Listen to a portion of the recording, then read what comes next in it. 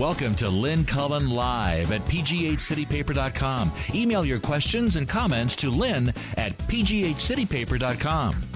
Oh, hello there. My gosh, it's a Friday again. How does that happen? And it's a hockey night in Pittsburgh. Parenthetically, it's a baseball night too, but who's watching? I mean, the Penguins are definitely, this is their time. Okay, for those of you who aren't sports fans, I'll stop. As you know, I am an obituary fan. I read the obituaries. I've been known to write an obituary or two. I obsess on what my obituary will say. And I am absolutely, I think, for the people who say that you cannot live a good life, without a moral structure, without a religion, there's a lot of people who really believe that. I do not. I believe that you can live an extraordinary life if you constantly imagine how your obituary is going to read. Because it's all you have at the end, a summation of your life. What do you want it to say? And life lived with one eye on that obit, I think can sometimes keep you on the straight and narrow. I want to read you an obit. It just came to me today. This is not a famous woman. This is, in fact, a woman who living in Red Wing, Minnesota. I can't place it, but, it's probably a little town in Minnesota. The paper in Red Wing is called the Red Wing Republican Eagle. And I have the obituary from the Red Wing Republican Eagle, and the obit was sent to me by one of you, Liz, who today is on her way to Red Wing to attend her aunt's funeral. Barbara Delahunty, her Aunt Barbara, who died at the age of 80 on the 27th of April. Now, the list of those who survive her is incredibly long. I'm not going to give you that, but I just want to... This sounds like a life well lived, and Liz thought I would get a kick out of it, and I did. So I want to share it with you. Barbara Delahunty, age 80, from the obituary pages of the Red Wing Republican Eagle of April 30th, 2013. Barbara McClellan Delahunty, 80, of Red Wing, lifelong obituary aficionado, became the subject of her favorite form of literature on April 27th. Her chronic enthusiasms included popsicles, Knutson caramels, Revlon lipstick 590, that's the party lip color, and every shape and flavor of chocolate. She never said no, except to cats and exercise. Born with a gypsy spirit and a proclivity for silver bangles, she taught her daughters the fun of being both naughty and nice. Her true passion, one that lasted 61 years, was her dear husband, Jack, who died 18 months ago. As her daughters dressed her for her final journey, applied her party lips and a last mist of perfume, church bells outside her window chimed Amazing Grace, Jack's favorite hymn, signaling that he had received her on the other side and would take it from here. She taught her family many lessons, including never pay retail, always root for the underdog, and err on the side of excessive generosity. Her life was defined by compassion, and she was the poster girl of resilience. No one knew better how to play tough cards well. Among the many who will feel her loss deeply are her daughters, her sons, her grandchildren, many family members, on and on. The family is honoring her with a private service, and in lieu of flowers, go out for dinner with your family, and don't you dare skip dessert. Or, alternatively, you can send a donation in her memory to the Red Wing Food Shelf or the Hope Coalition of Red Wing. So long, dear heart. We will miss you mucho grande. There's a picture of Barbara Delahunty here, and she's a beautiful, elegant-looking woman with a wonderful, open, bright face. You know, I'm touched now by this woman's life and death. I thank you, Liz, for sending it to me, and how wonderful to have had this wonderful woman, your aunt, in your life. I love it. Now, however, speaking of her, what did she call it? Her party lips? Revlon Lipstick 590. That brings me to another story I saw. Oh, please don't tell me this is going to be for naught. Here it is. Today. And ladies,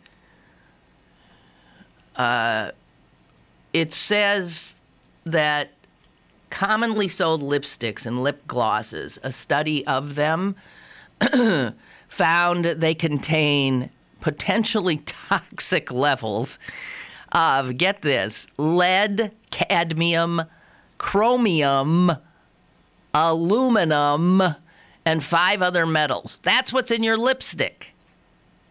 Oh, you're not wearing any, Jess. Are you? But no. It's like all natural. It's all natural? Food, so yeah, but if it's all natural, it's all natural. Your lipstick. I'm saying. Okay. Well, mine ain't. So this is there was a study done at Berkeley of these metals in lipstick.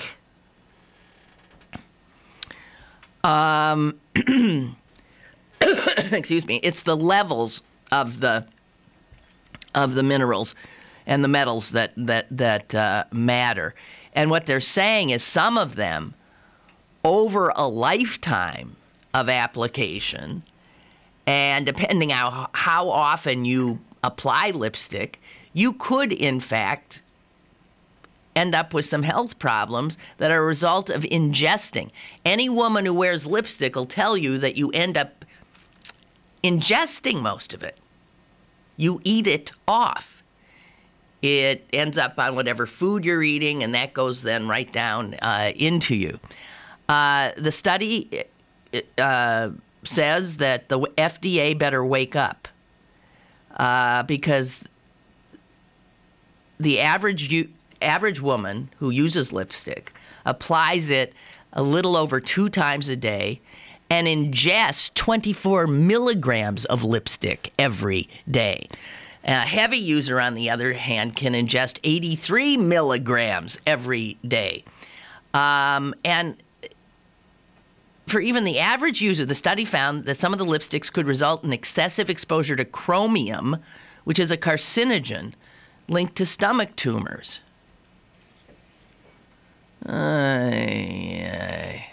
I don't think people should panic, said the researcher. But if you use lipstick several times every day, you may want to think about it. My advice would be use it less. I mean, do you ever think of what's in this? Women's cosmetics often are just filled with horror. And I know there are some like all-natural brands now, so maybe that's what we're supposed to be doing. I don't know. All right. we have a slight technical problem here in that our printer is not working. And as a result, I am not able to. I come in here and I print stuff out here, and I haven't been able to. So there might be a lot of hemming and hawing on the show today as I sort of desperately try to find stuff on my computer, which is notoriously slow. So this is just by way of information.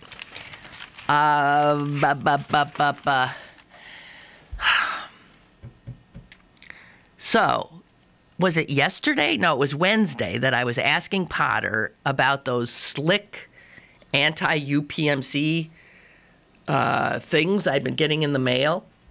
And he said he hadn't gotten any. But I happened to see my doctor yesterday, and my doctor said, have you been getting these? He said, I get as many as 2 a day, and they're all different. So my doctor was getting them. And they're targeting, obviously, people in the city.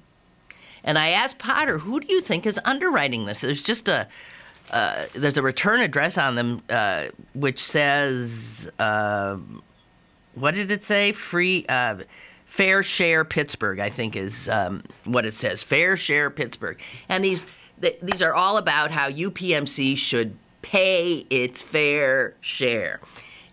Because it just doesn't pass the smell level of being a genuine charity.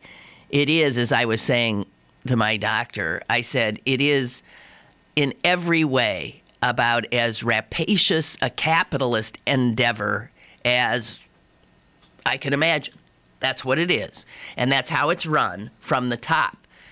The fact that it has wonderful staff, medical staff, fine and dandy, but the entity itself has lost its way, has lost its sense that it is a healthcare provider, not some corporation that wants to put out of business anyone in its purview that might be offering health care as well. I mean, I find UPMC's administration repellent. I cannot strongly enough voice my contempt, my disgust, and I must say my extraordinary disappointment in the board, which is made up of some pretty darn good people who obviously, I don't know, have been drinking the Kool-Aid too long. So Potter said that his guess was it was some kind of he said the union. And I thought, the union? And in fact, that is what it is. Potter guessed it absolutely right. He didn't know, but he's such a smart cookie. He did. So front page Post-Gazette today does say that it is the SEIU, Healthcare Pennsylvania, which represents some employees at UPMC, but has been fighting mightily to represent a lot more. And that union has run into incredible trouble over there, which the NLRB is quick to admit is not lawful. And again, here you have UPMC acting like a stone-cold corporate entity. And the reality that it pays some of its workers so little that they qualify for welfare and food stamps, that they go hungry. So that's, again, the fine fellows atop UPMC. But it is, so it's union. It's the SEIU.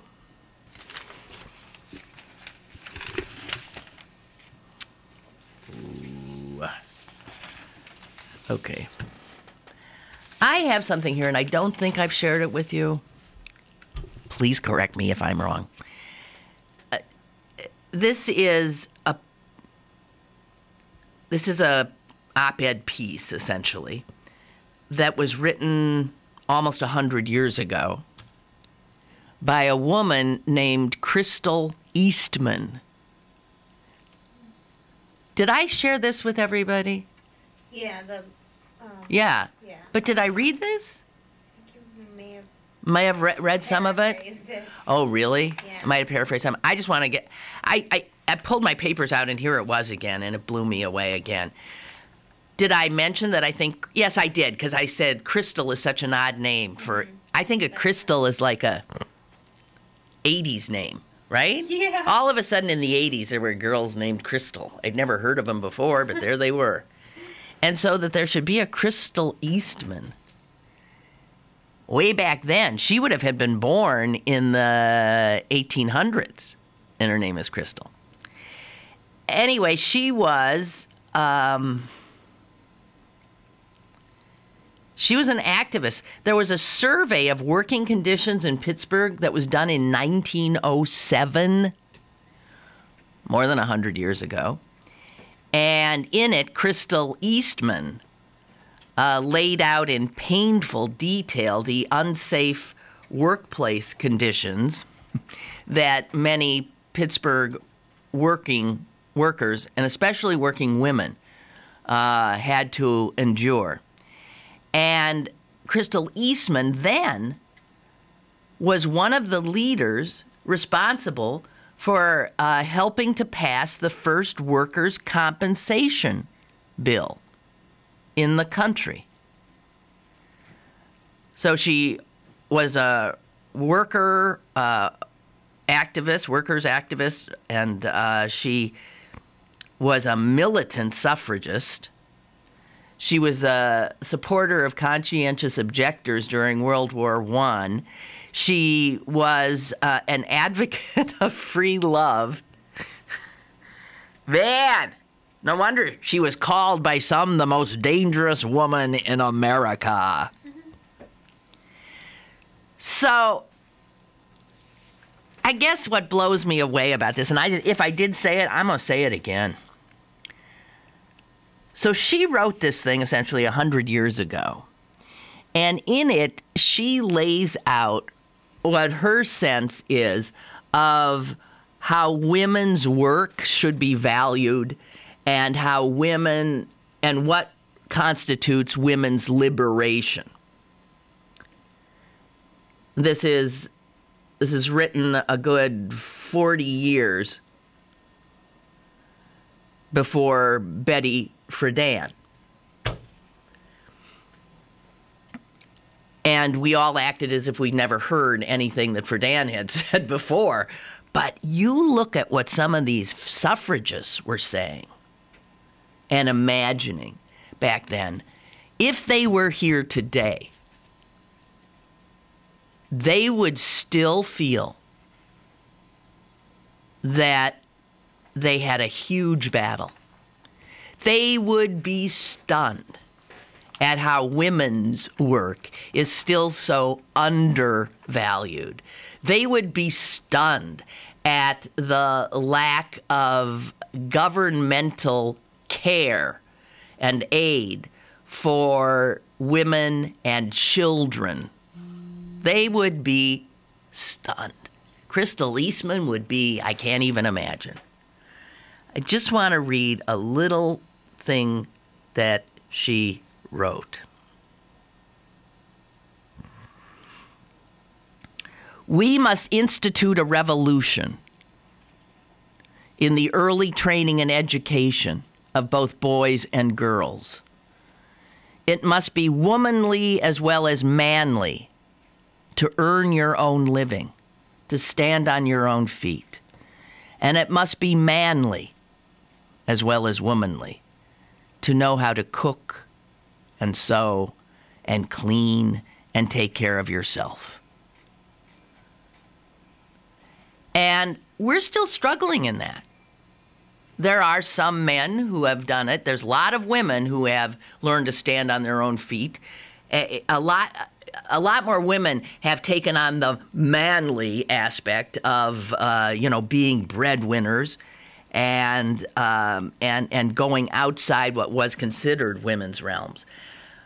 Fewer men have gone the other way, but we do know that they're there.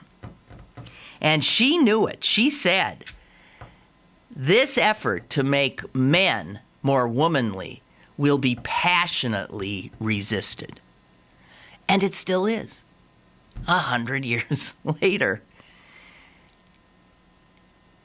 If I told you this before, I'm sorry, but I just think this is so brilliant. She says, 100 years ago, men will not give up their privilege of helplessness without a struggle. She essentially calls out men for being dependent on women so that they can function. Dependent on women to feed them, dependent on women to raise their children, dependent on women to keep their homes clean, dependent on women to, take care of all of the exigencies of life. Exigencies? Don't even try to say that word, of life. And the man just rides that wave of constant support by the female. That is not, you would think, the alpha dog. That sounds like, it sounds like a pampered prince, but it doesn't sound like an alpha to me. It sounds like somebody who, again, has created a situation in which his helplessness is actually perceived as power.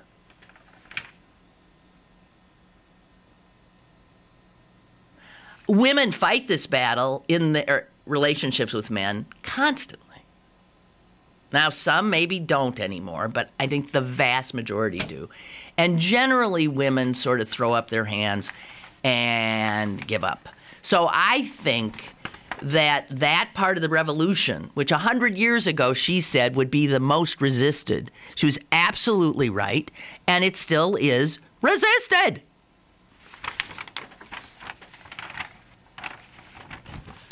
I saw a little item in the paper today which made me laugh and made me think Crystal Eastman would like this. There was a story, I don't know where I saw it, about a man in Wisconsin, in some small town in Wisconsin, who had been a Marine, and it said he created and sewed a prom dress for his daughter. Okay, so we have a manly Marine, and it said he learned his sewing skills in the Marines. And he used his skill to make his daughter a prom dress. Now, the reason he had to make it, the reason he couldn't find a prom dress like she wanted, is because she wanted a prom dress made out of camo. Oh, wow. Just like that. Yeah. Yeah. I mean, I don't, and the daughter wanted it because she said, that is me. That would be me. And Crystal Eastman would love that too, right? Here's a woman who wants to be dressed in a beautiful dress, but she wants it made out of camo because apparently she does like to hunt and she's a tough kid, but she also wanted to be beautiful. Her father, the ex-Marine, is sitting there at a sewing machine sewing her the camo prom dress. I love this picture. I love that picture. Crystal Eastman would love that picture. We have a caller. Hello. Yeah, I'll just make a quick comment. I think that stuff's great. When you're self-sufficient like that, that's wonderful. Learn anything you can and save yourself some money. I even cut my hair myself with a mirror and all that. I learn anything I can. Cooking, it doesn't matter what it is. The more you know, the better off you are. That is so true. Thank you. Absolutely true. Learned helplessness is a position that a lot of, and it's not just men, there are women like that too, but not as many. Yeah. The more you know how to do, the freer you are. There's no doubt about it. And probably the richer you'll be too, because you won't have to pay people to do it. Oh, I remember last time I spoke about this, I mentioned how my father had said to my mother that if she predeceased him, he'd just hire a staff to, right? I'll hire a staff to do what you did. Yeah, there it is in a nutshell. My mother's thinking, he's going to hire what? 5, 6 people to do what I've been doing without pay for all these years? Cooking, cleaning, organizing, superintending, all that stuff. Crystal Eastman thought that the government, she was a socialist. You could listen to this. She thought the government should pay women to raise children. That since the raising of children is probably the greatest service anyone can do for their society, for their country, the nurturing and bringing up of the next generation of workers and taxpayers and all that, and the fact that that most important work never saw 1 cent of remuneration, making the very people who did it, the women, dependent on men who were, in fact, dependent on them. The whole thing is nuts, if you ask me.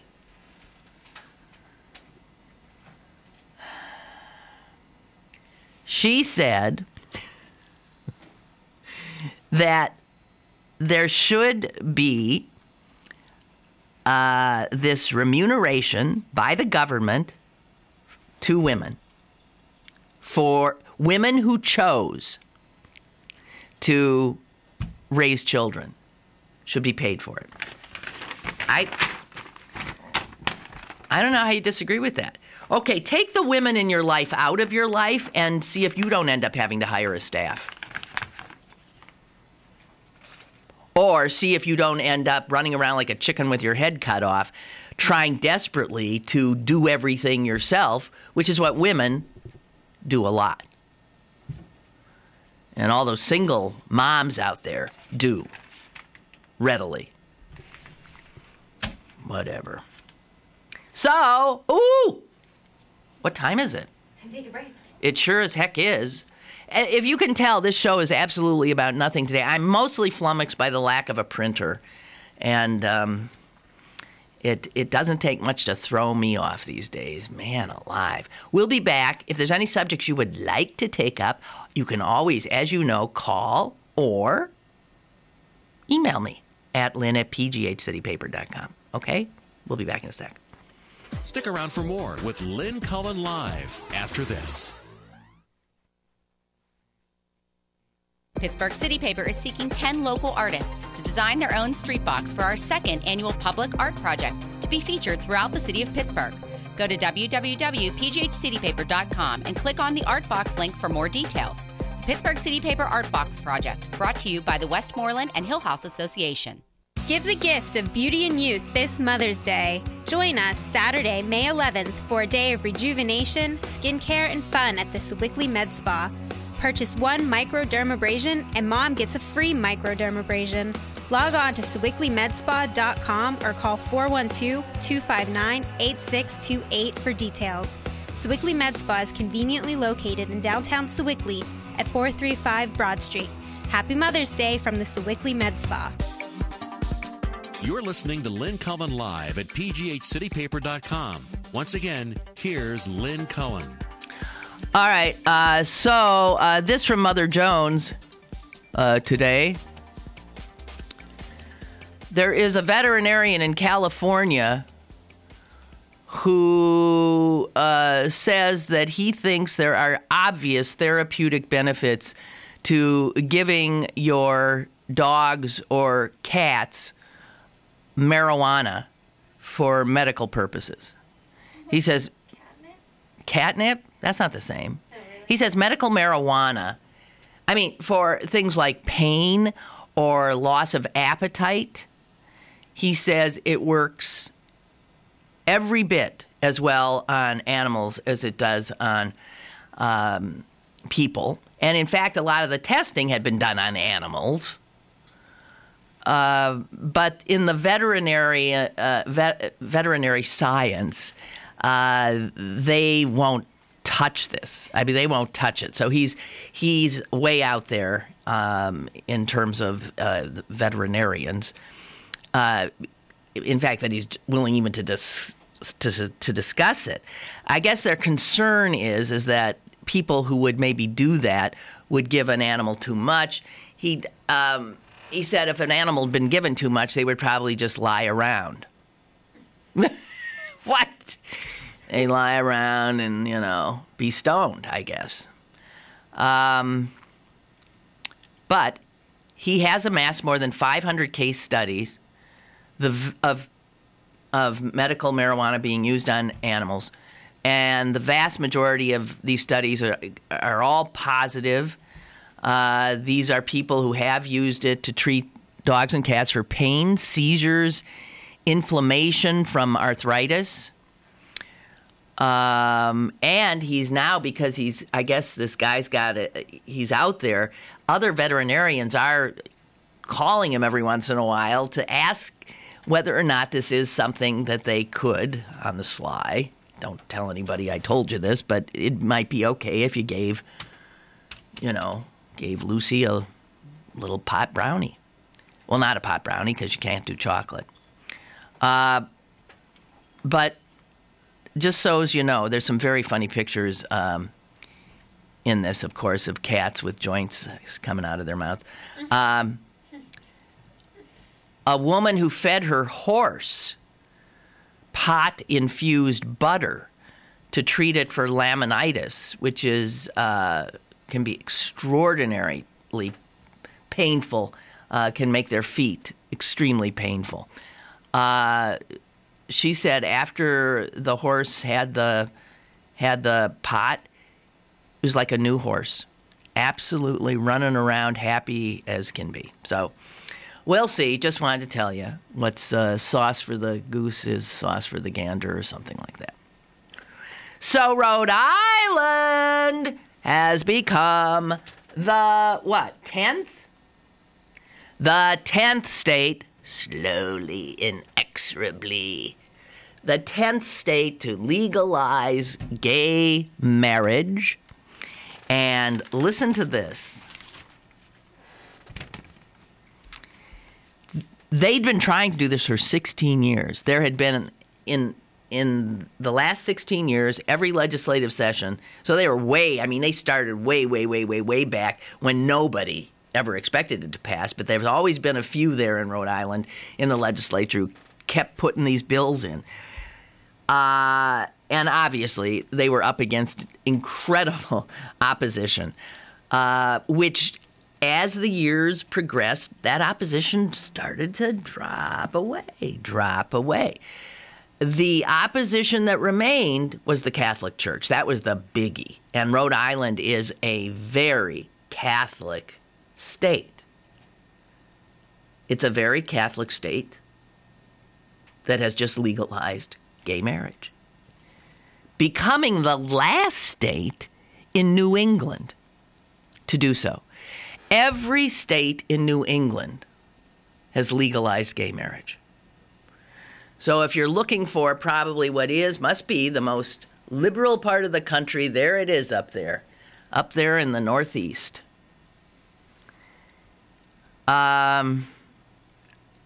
Amazingly, and this is in 16 years, the Republicans had been against it.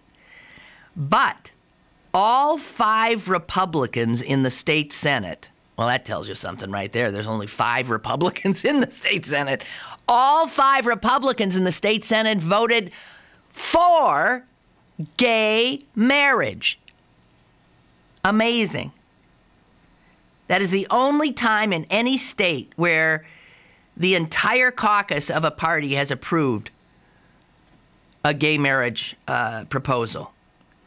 So Delaware is expected to be next as soon as next week. Illinois is closing in on it. Minnesota is likely also going to legalize it. So that would bring it up to 12.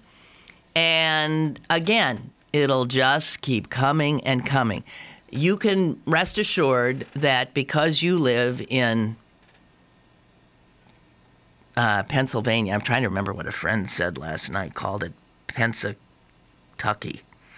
I think Pensatucky, whatever. It ain't happening here.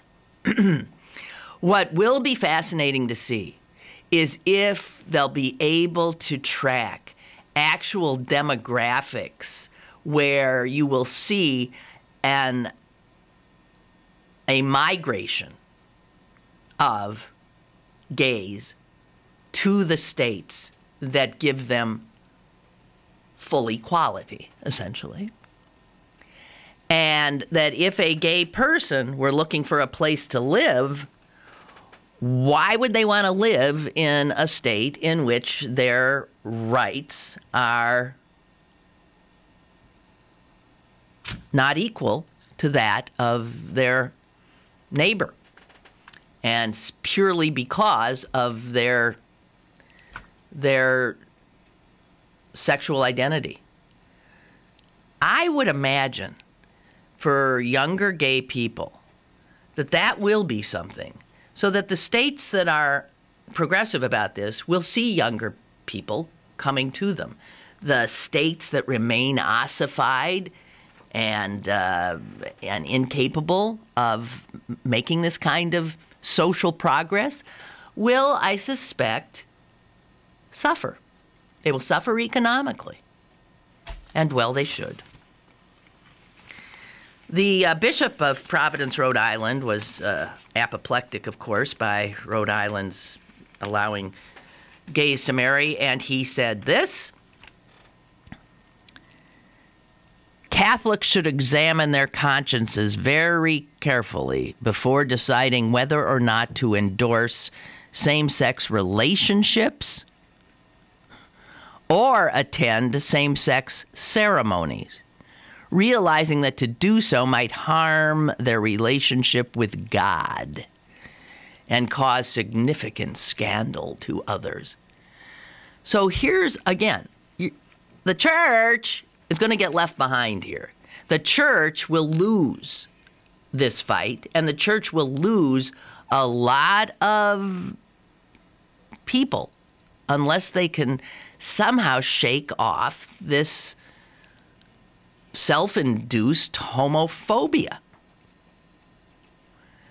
And it's especially funny in that for a church that, that allows only men to be the leaders, and not only that, but men who get to wear fancy dresses and red shoes and lots of bling and extraordinary hats, and all live together, all the guys. It just is mind-blowing to me. Mind-blowing. So the bishop is so out of it that he actually says that Catholics should be careful about endorsing same-sex relationships, which is to say that that's still like telling a parent that if their child comes home and says, I'm gay, that the parent should not be there for that kid. They should say, they should not endorse it. Nope, nope, nope. Or I guess, yes, okay, I will allow you to be gay, but you can never have a love. Because the bishop has said, I cannot endorse a gay relationship. It's so screwed up.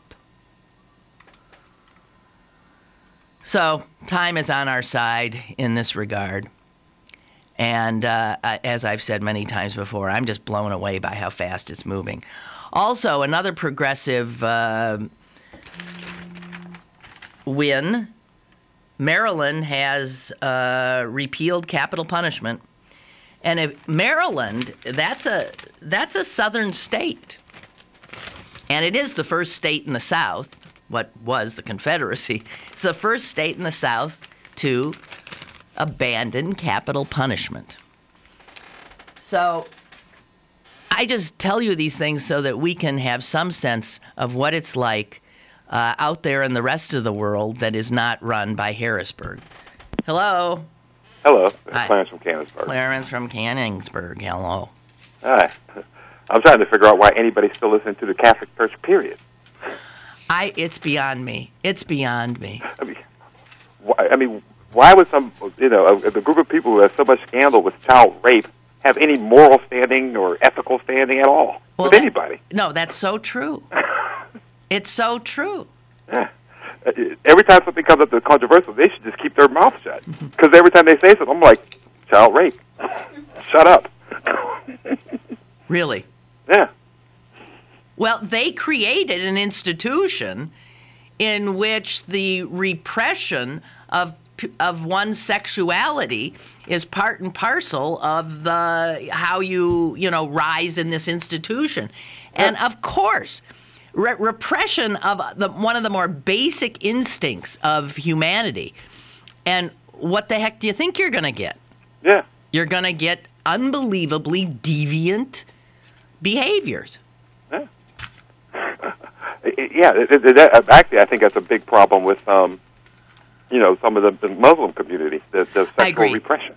I agree. Yeah. I mean, and you know what this also boils down to what has often been said, that any culture which is male-dominated, totally male-dominated, is a culture that's going to have generally be more violent, generally be more screwed up, without a doubt, and there's without a feminizing force, they're gonna have trouble.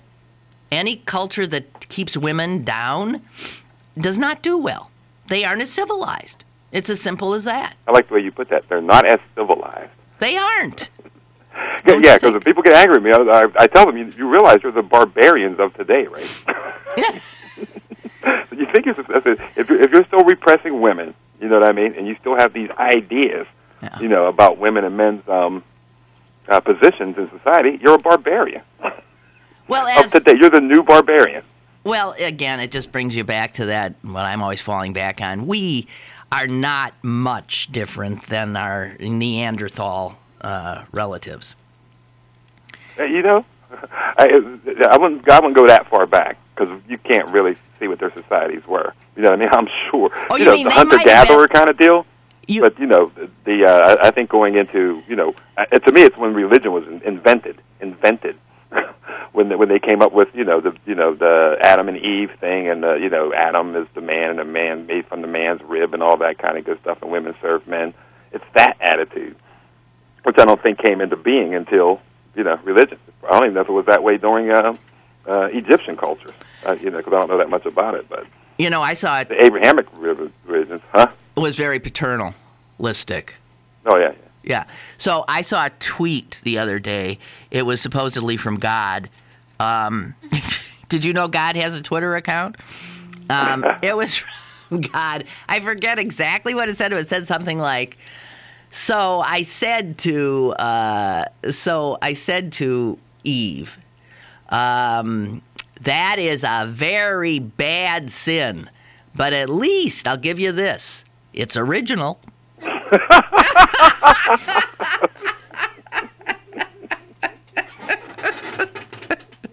See?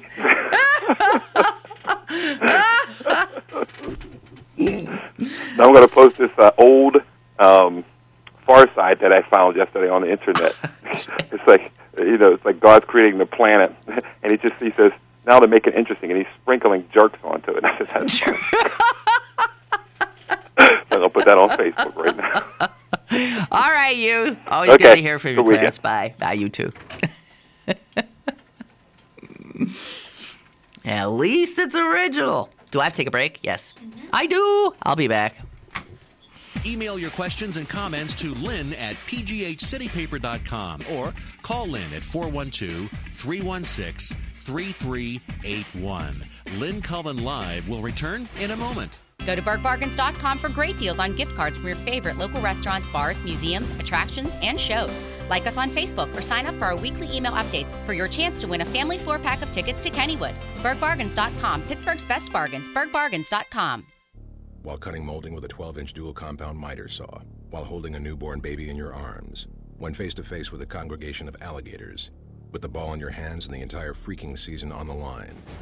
There are a million places you'd never consider texting, so why would you do it while driving? NASCAR driver Casey Kane here, asking you to please stop the text, and together we can stop the wrecks. Brought to you by the Ad Council and the National Highway Traffic Safety Administration. Get the message at stoptextstoprex.org. It's warming up outside, so get to Little's for all your spring needs.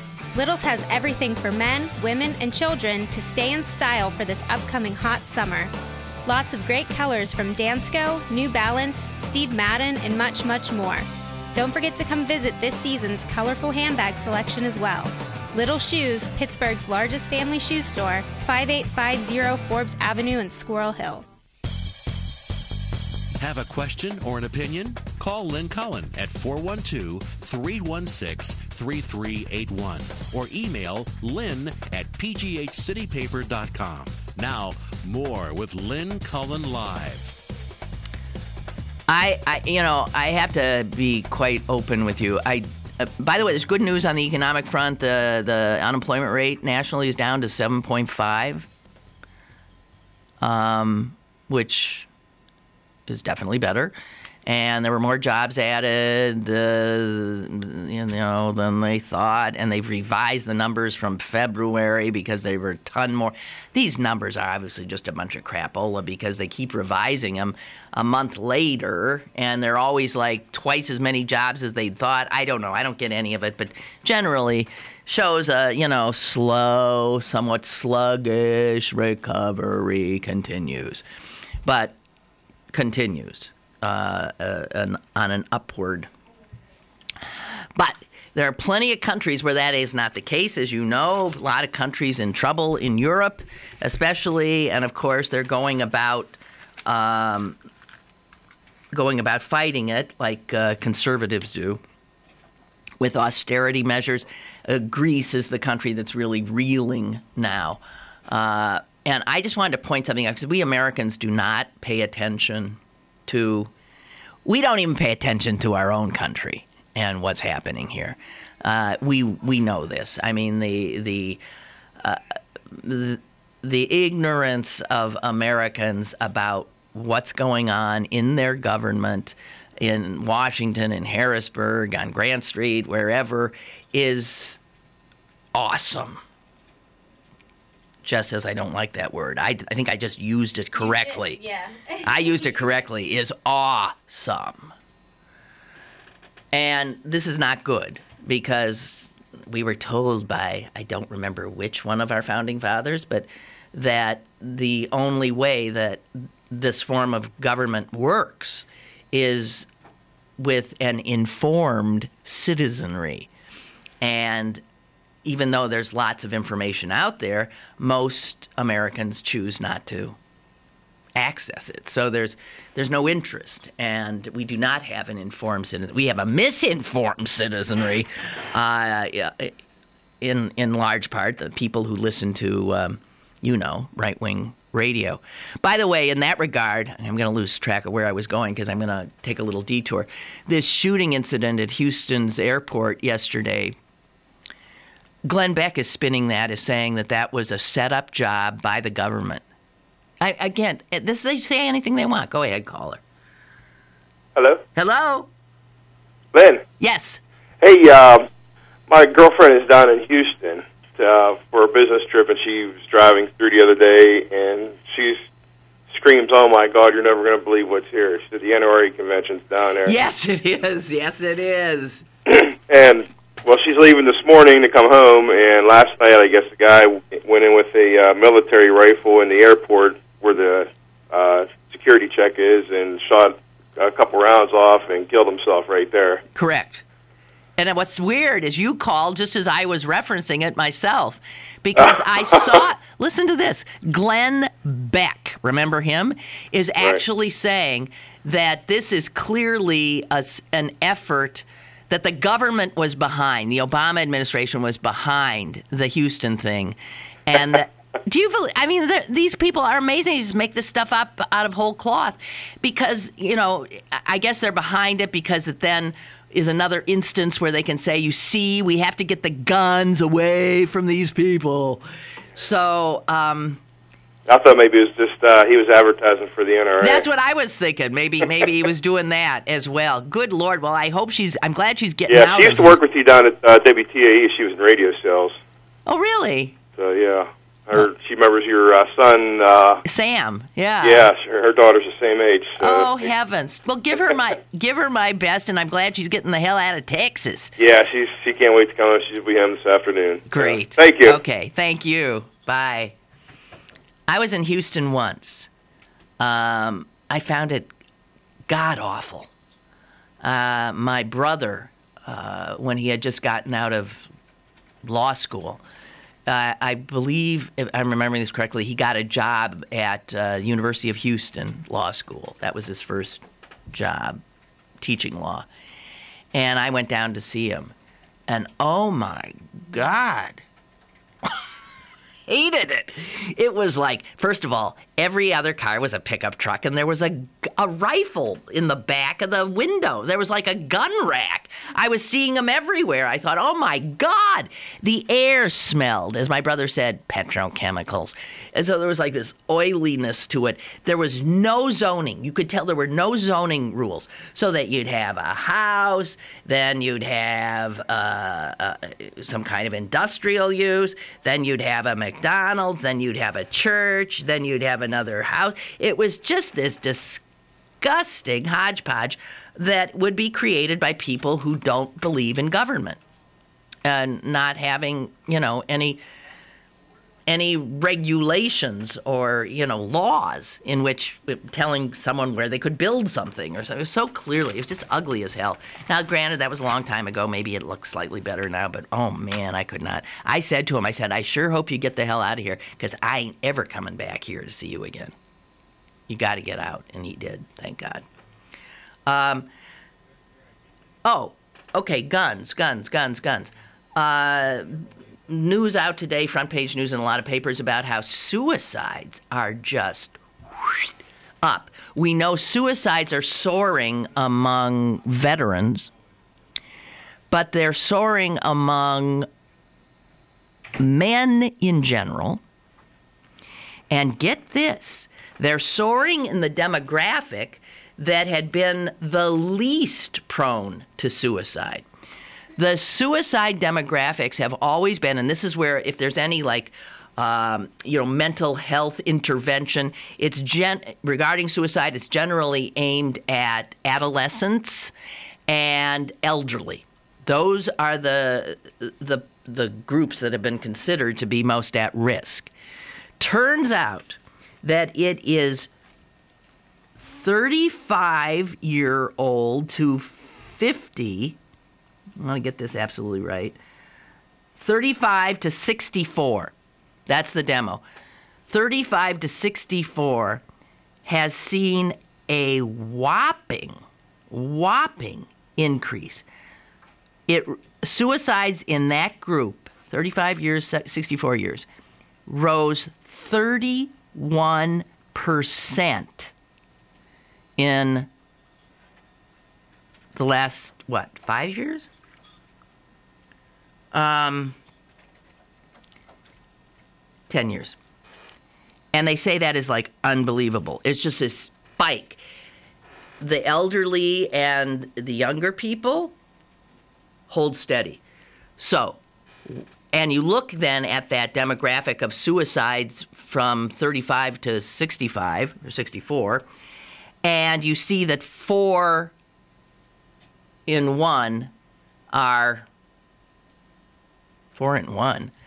1, they are men. So men killing themselves in their prime. And what they're figuring this must be about is the economy, in large part. Men losing their jobs. At this point, finding it harder to find another, or one that was of, that paid as well. Men losing their health insurance and not having access to care. Men refusing to get mental health care if, in fact, they had the insurance to get at it in the first place. And the ready availability of guns is a big part.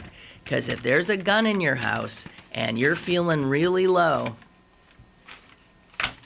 well, that'll do it. That'll do it. So people who work in suicide prevention are freaking out about it because this is not a group that they had on their radar. In as much as those men were veterans, yes, but this is not necessarily what that 31% spike is about. I don't know. But I'll tell you, with guns, we can do it. We kill ourselves more, I don't know if you realize this, than there are more people dead by suicide in this country than dead in car crashes. Would you think that? I mean, we're killing ourselves at amazing rates. In 2010, 38,000 plus Americans killed themselves. 38,000. Now, when you think of, if I hear one more story about increased security at the marathon, I'm going to kill myself. I just want to say that we worry about the wrong things. The big death toll is not from terrorists. It's not. Nowhere near it. Doesn't even make the top 10. It's from the ready availability of guns in the hands of despondent people or angry people. And think of how we regulate. So I can't. I'm so sick of it. I don't want to. The gun thing has got me losing my mind. The NRA gets a new president today at this conference, and I read a bio of him, and it'll curl your hair. Or if your hair is already curly, it'll straighten it. This is a guy who actually believes all this, crazy stuff, thinks it's absolutely, biblically ordained that God knows what. He calls the Civil War the war of northern aggression. That's the new president of the NRA. He still looks at the Civil War as a war of northern aggression. That's great, huh? Anyway, I was saying something about the austerity in Greece. This has to be the most absolutely disconnected, disjointed program I've done in ages, and I want to apologize. I don't know where my head is today. I didn't sleep well. I was making a dinner at midnight. I couldn't sleep, so I realized I had never mind, you don't want to hear. I was cooking at midnight. I was. Slow cooking, so that I put all this stuff in. And when I woke up this morning, I woke up to the most wonderful smell of dinner, which is odd in the morning. I mean, but it smelled good, but it didn't seem quite the right smell. And I thought, my God, what is that? I completely forgot that half asleep I had made my dinner. Anyway, we'll talk about this some other time, this refusal to look at what's going on in the rest of the world. And I try to keep an eye on it. And I have to tell you, I'm worried about the economic conditions in Europe, in certain countries, begetting what so often happens in Europe, when there is economic trouble, and that is an increasing rise in fascism. There is a party, especially looking at Greece, there is a group there that is just flat out neo-Nazi. They already have a number of seats in their Greek parliament. They are terrorizing immigrants and anybody who is not Greek. In France, there has been a real uptick also in this kind of activity. Jews, I know, in France are feeling very nervous. Synagogues are being attacked. Jews are being attacked. So anytime you start seeing this neo-Nazi increase, and watch Greece.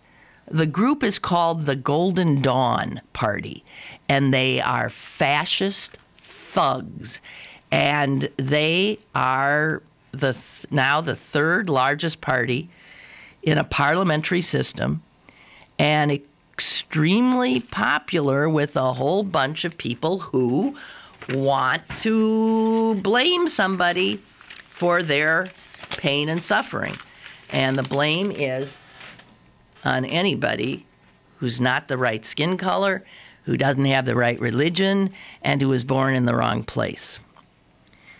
Watch it, because with turmoil often comes that right-wing tilt. It happens here, too, in this country. All right, that's it. Again, apologies for the show. I think it sucked. Don't tell anybody that, okay? We'll do better on Monday, I promise. Go Pens, go Pirates, and go have a wonderful weekend. Enjoy this weather. Bye.